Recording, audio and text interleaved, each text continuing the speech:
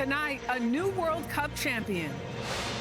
A clash of titans, Argentina versus Spain. An aging superstar facing off against a young phenom. I'm Nicole Valdez at the stadium in East Rutherford, New Jersey, the site of the final World Cup match with President Trump presiding over it all.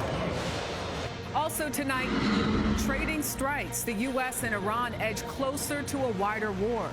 I'm Torian Small, traveling with President Trump in New Jersey. He's responding to the latest deaths of American troops and defending the mission. Gas prices nearing $4 a gallon again. Tate trouble. The controversial brothers arrested. I'm Cristian Benavides in Miami. The well-known hypermasculine influencers now facing extradition. We'll tell you why. Wildfire smoke, relief for some, but the Midwest still smothered. Where it's going next. Firefighting force, rugged, reliable, and rare, with sales soaring. I'm Ian Lee in Calgary, Alberta. This factory makes the famous firefighting super scoopers. Why they can't keep up with demand? All that, plus answering the call. CBS's Noel Brennan reports on the Hello Girls and the first black woman soldier to serve overseas for the U.S. military. This is the CBS Weekend News from New York with Jerika Duncan.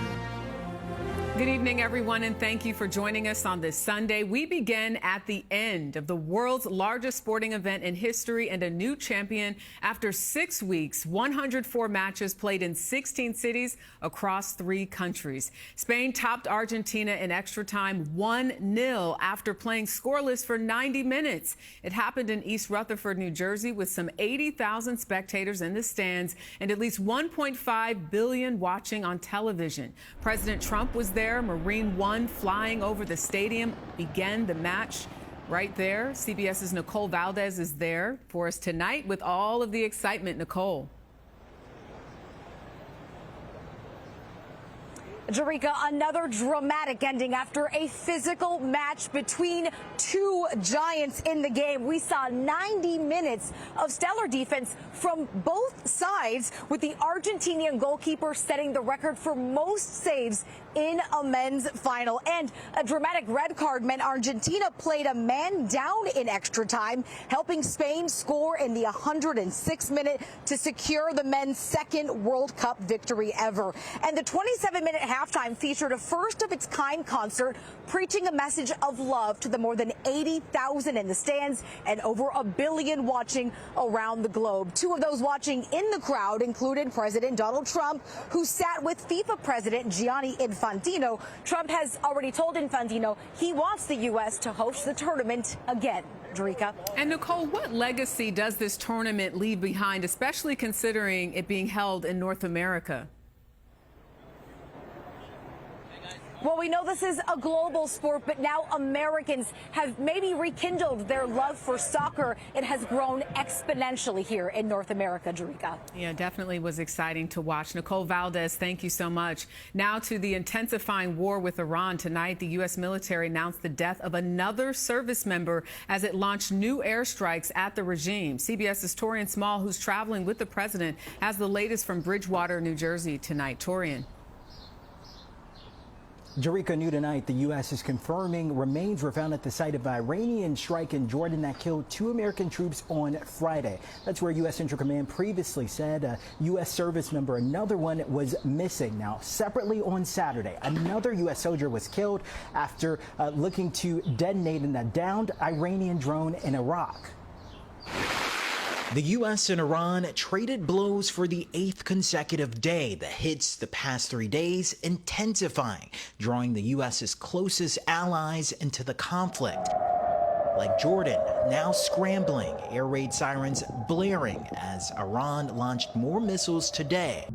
On Friday, strikes in the area killed several American troops, the U.S. hitting critical Iranian infrastructure in response. Iran's supreme leader in a statement warning more unforgettable lessons ahead if the fighting continues. All of this just days after President Trump claimed victory. We are likewise winning big in Iran, and you will see the fruits of that labor very, very shortly. In Washington, the president now pushing to add Iran to Congress's plan for Russian sanctions, tying two wars to one bill.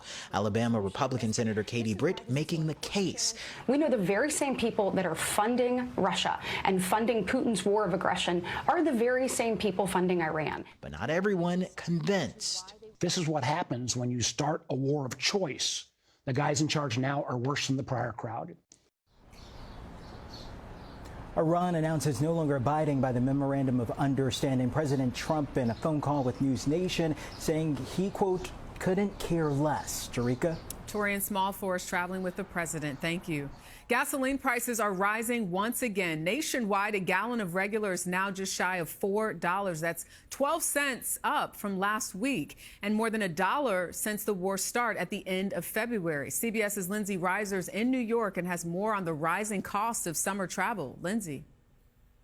Good evening, Jerika. Oil powers the economy, so from driving to flying to getting deliveries, Americans are feeling it. As missiles rain down on Iran, instability and uncertainty reign over the oil market. Ship traffic in the Strait of Hormuz has dropped to a single-digit trickle, according to the maritime tracking firm Kepler, as energy prices surge again. It's ridiculous, man. Who wants to pay $6, $7 for gas? It's ridiculous. The new pain at the pump comes at the height of summer travel. American and Alaska Airlines reporting their busiest days of the season this weekend. Affordability is a challenge. On CBS's Face the Nation, Bank of America's CEO Brian Moynihan said companies making goods now are factoring in higher energy costs and passing them along to the consumer. And that's why our team has inflation staying higher all the way into 27, 28. Crude oil futures have surged 10% in the last week. A barrel of the international standard Brent crude is around $88, still below the wartime peak of more than $100 this spring. Jerika? All right, Lindsay Reiser in New York, thank you. Ukraine is keeping up attacks on Russia's oil industry, the source of its war revenue. Among the targets, 3 Russian oil tankers in the Black Sea. Overnight, Ukraine got hit by waves of Russian drones and missiles, mostly targeting Kyiv. At least 5 people were killed. Tonight, British authorities are seeking the extradition of Andrew and Tristan Tate. The prominent influencers in the so-called manosphere were arrested by federal marshals in Miami. CBS's Christian Benavidez is there with details on the new charges. Christian. Good evening, Jerika. The Tate brothers were taken into custody as they were heading to a boxing event that one of them was set to co-host here in Miami. They've indicated that they're likely going to fight those extradition charges back to the United Kingdom. U.S. Marshals arrested notorious social media influencers Andrew and Tristan Tate in Miami on Saturday, stemming from recent developments in the U.K. Authorities there, who already had a case against the duo, say 4 more alleged victims of the brothers came forward with accusations of rape, sex trafficking, assault, child and extreme pornography, bringing the total number of charges faced to 59. The charges relate to 7 victims spanning a period from 2010 to 2017. The men are part of the so-called manosphere, boasting millions of followers and selling online courses on masculinity. In 2022, the Tate brothers were arrested in Romania on rape, human trafficking, and sexual exploitation charges. The case did not go to trial but remains open. Last year, the brothers left Romania for Florida, and state officials announced a probe into their activity. The Tate brothers deny all allegations. Their attorney tells CBS News the world knows Andrew and Tristan Tate are innocent. We've yet to be convicted of any crime in our lives ever. The Tate brothers are set to face a judge as early as tomorrow. Legal experts have said that this will likely be a lengthy legal battle over extradition.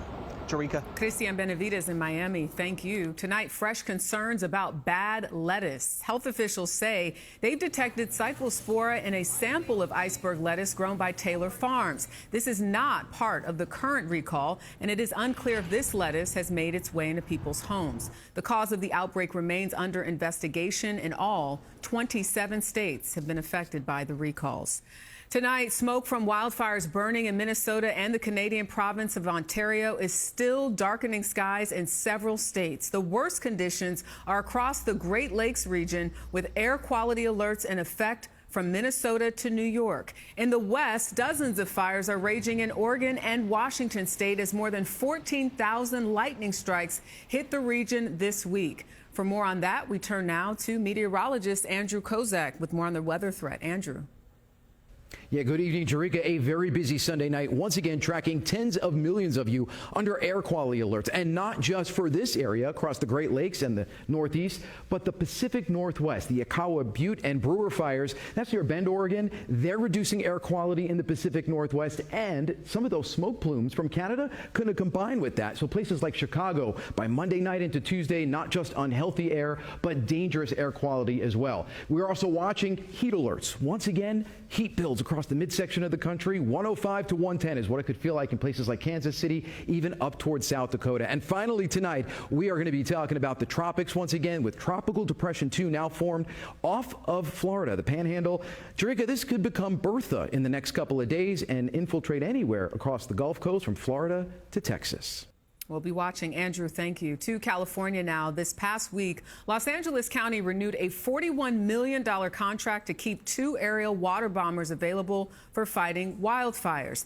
The so-called super scoopers are world-renowned for their decades of firefighting. They are also rare. CBS's Ian Lee joins us from Los Angeles with the latest. Ian.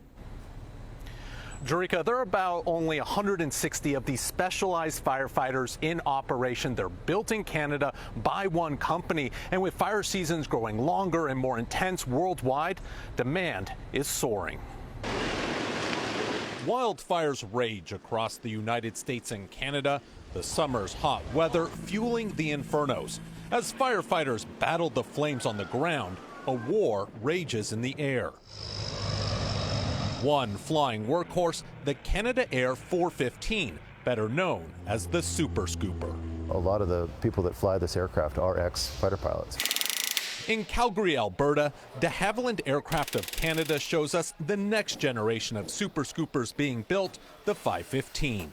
Neil Sweeney oversees updates to a plane that's not really a plane. This is actually a boat that flies, and it lands on water, it can take off on water, it can take off on land. It's an exceptional aircraft. The unique design helps it battle fires in remote and extreme locations. It can scoop over 1,600 gallons of water from lakes, rivers, or oceans in just 12 seconds, drop it directly on wildfires without landing, and keep flying for hours. And also urban jungles like Los Angeles.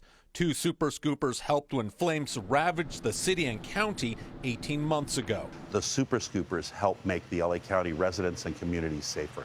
LA County Fire Chief Anthony Maroney knows their value. How unique are the Super Scoopers' capabilities for fighting fire for you?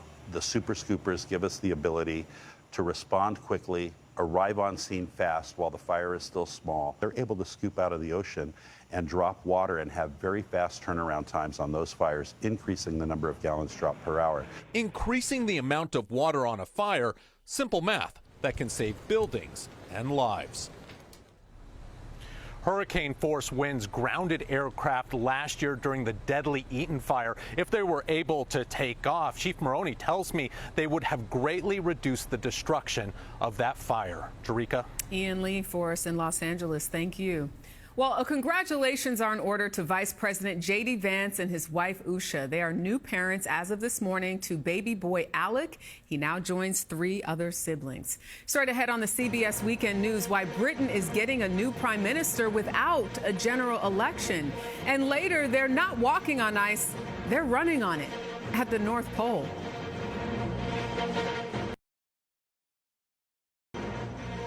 Britain gets a new prime minister tomorrow. It's 7th in a decade. CBS's Lee Canary at our London bureau with more on who he is and why this is happening now. Lee.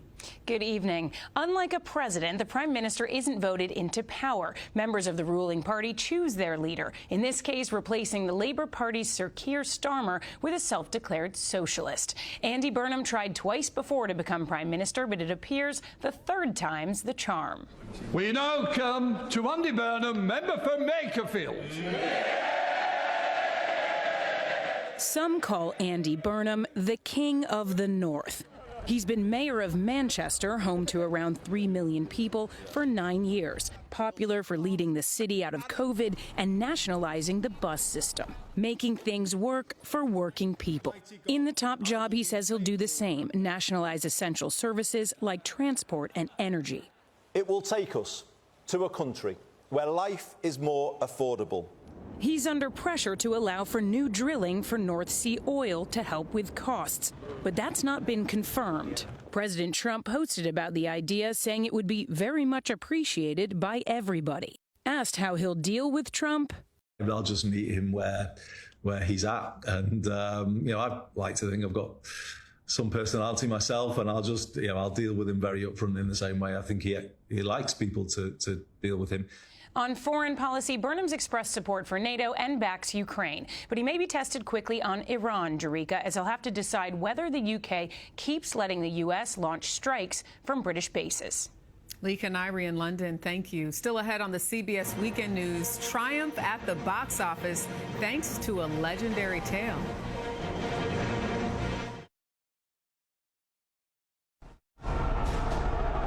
No one could stand between me and home. Christopher Nolan's The Odyssey is officially a hit. The epic is nearly 3 hours long, turning one of the world's oldest works of literature into a summer blockbuster. It earned a massive $124 million in ticket sales in the U.S. and Canada, topping the weekend box office by a mile. Well, running a marathon is all about endurance, and doing it on an ice floe at the North Pole makes it extreme and the world's coldest. 23 runners from 7 countries took part this weekend. A runner from Denmark won the women's title in 6 hours and 54 minutes, and a competitor from China finished in just 3 hours and 52 minutes. It's like fun. And competition can be a bit choppy in Hayward, Wisconsin. It's the home of the Lumberjack World Championships. Take a look. More than 100 people chip their way through several timber sports with strength, speed, and balance all put to the test. Several new records were set, including underhand chop cutting and the boom run, which is basically sprinting across the water over logs. I'm good. Next on the CBS Weekend News, remembering the Hello Girls of World War I. But first, a look back at this day in history. The crews of Apollo and Soyuz today ended their historic link-up in space. The ships have separated. Each is now on its own course. The scaled-down Olympics officially got underway, and for the first time in modern history without an American team. United Airlines DC-10 with 293 people aboard crashed while attempting an emergency landing at Sioux City, Iowa.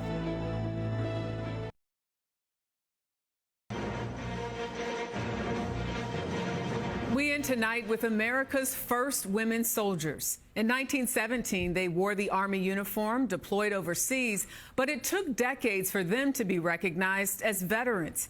In our weekend journal, CBS's Noel Brennan introduces us to the Hello Girls.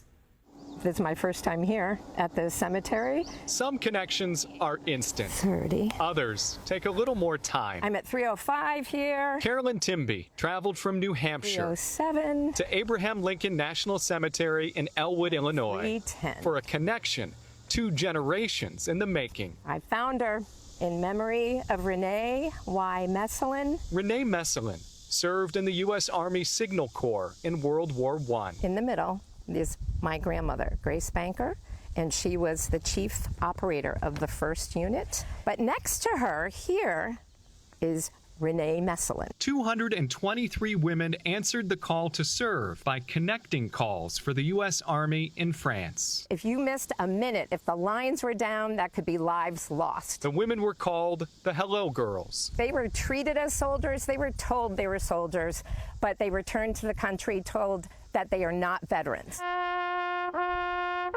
A mission to recognize women like Renee Messelin. While she was a French citizen, she actually had been born in Chicago, Illinois, the daughter of an African-American couple. Researcher Diane Betcher says Renee passed as white and kept her heritage hidden. Hidden from history. She was the first African-American woman to serve overseas.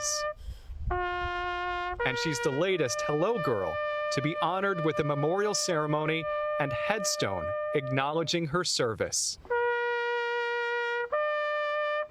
No living relatives are here, but every hello girl has plenty of connections. And we're going to recognize every single one of them.